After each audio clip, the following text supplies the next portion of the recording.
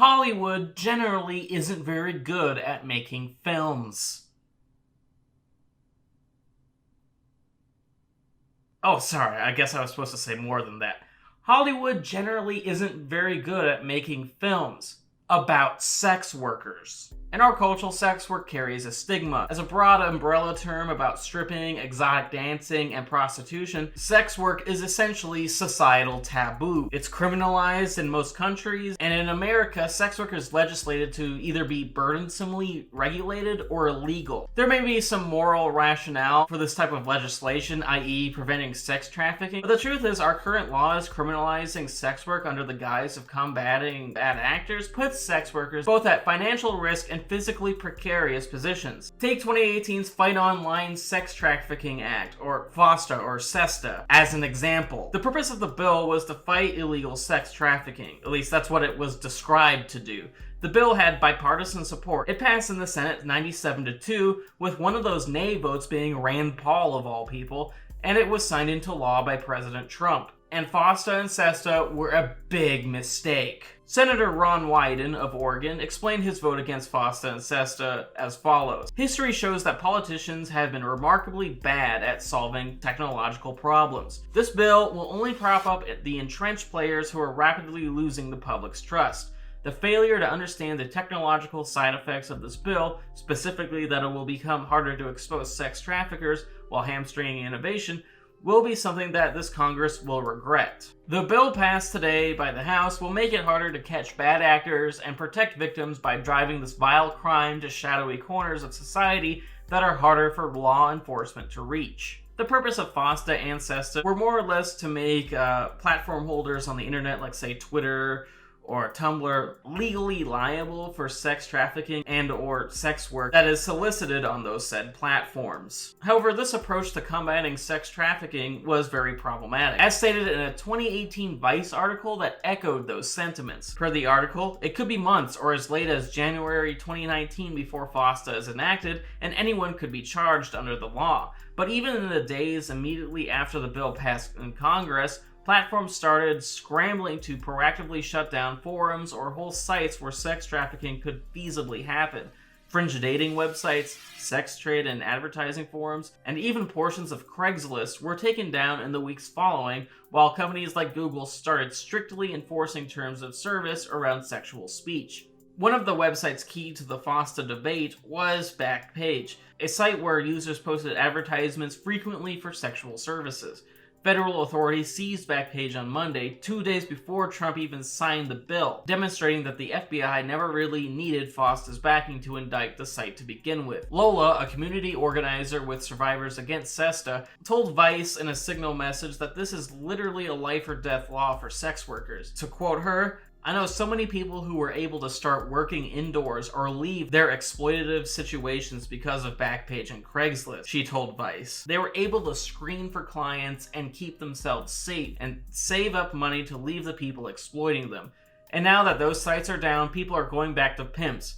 Pimps are texting providers every day saying, "The game's changed, you need me," end quote. It's a tale as old as America, making laws under the guise of fighting bad actors that end up harming the innocent. And with those problems in the background, we have Hustlers, a new film by director Lorene Scafaria and stars Constance Wu as Destiny and Jennifer Lopez as Ramona. Based on the true story and an article written by Jessica Pressler, the movie follows the exploits of nightclub dancers Destiny and Ramona, who eventually start an illegal racket after the market crash of 2008. Their racket involves drugging wealthy men, taking them back to the nightclub, and maxing out their credit cards. One of the few unethical business models that the games industry won't engage in.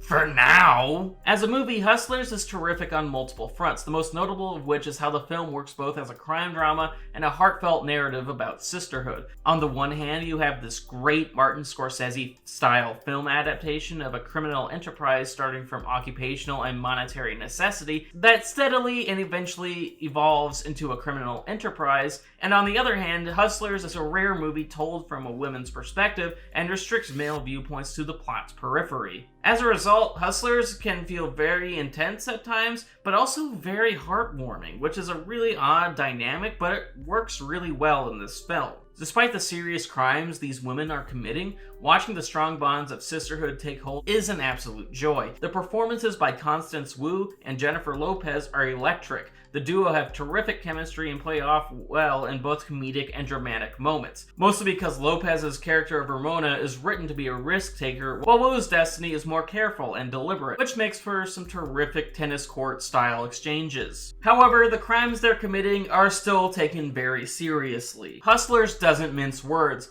What the women are doing is portrayed as wrong, to highlight how Ramona's and Destiny's crimes surpass the moral territory of need as these characters drive headfirst into greed, even as Destiny really tries to reassure herself, as well as the reporter covering her story, played by Julia Stiles, that what she is doing is ethical. Hustlers takes the correct approach by saying that what they're doing is unethical, but isn't really that much different than, say, what Wall Street was doing. They're just trying to scam money out of some poor sucker. And as a result, while these motives don't make the characters sympathetic, they do make them understandable. Sex work, whatever the occupation, is a precarious field, and when contrasted with Ramona's and Destiny's clientele of Wall Street's devilish stock traders, it's ridiculous how their crimes are seen as more heinous than those who cause a financial disaster, ruining many careers and lives akin to Waterworld. Should we really feel that bad for hustlers hustling hustlers? Who hustles the hustlers? Get it? It's like a Watchmen thing. Like, who watches the Watchmen? You get it. Okay, fuck it. In terms of sex worker representation, Hustler navigates through a minefield of potential controversy in ways that are hit and miss. Within the sex worker community, the opinion of the film's depiction is split.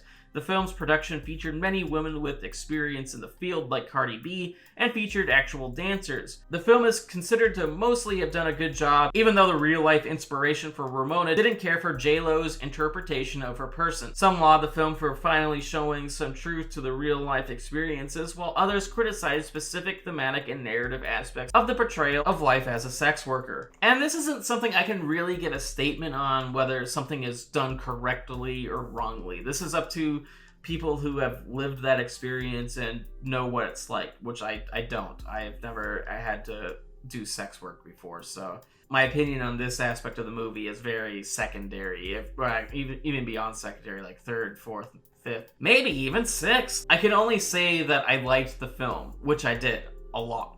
However, the business aspect behind the film is being criticized heavily, and for good reason. Capitalism tends to suck and doesn't understand nuance. The club that the film shot in for a few days was closed, and many women who worked there weren't appropriately compensated for the time forced away from work. For a film about how sex workers are monetarily taken advantage of, that is an absolutely terrible look. That's even worse than a television show raging against capitalism that's hosted on Amazon Prime. In a phone conversation with Rolling Stone, Giselle Marie, a black stripper and sex workers' rights advocate in the Bronx who founded the New York City stripper strike campaign, says she has spoken with many of the club's employees and that they were informed 2 weeks before shooting that the club would be shut down for filming, and were even given the opportunity to audition for the film. But she agrees that employees who weren't hired as extras for Hustlers should have been compensated for lost work. New York City-based dancers, she says, have relatively few options in terms of finding employment. Quick note, the movie actually addressed this financial conundrum as well. New York City-based dancers, she says, have relatively few options in terms of finding employment, and that is particularly true of women of color, as many upscale clubs have a cap on how many women of color are supposed to dance on a given night.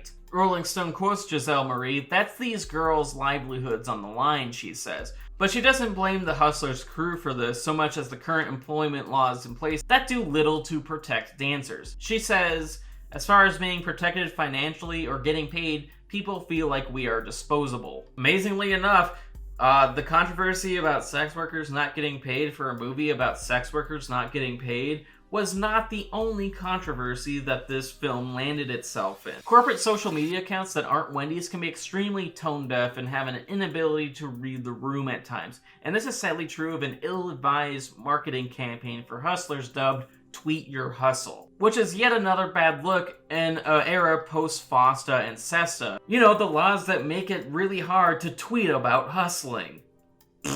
Great job, team. Oops! With that said, I am happy with Hustlers as a film.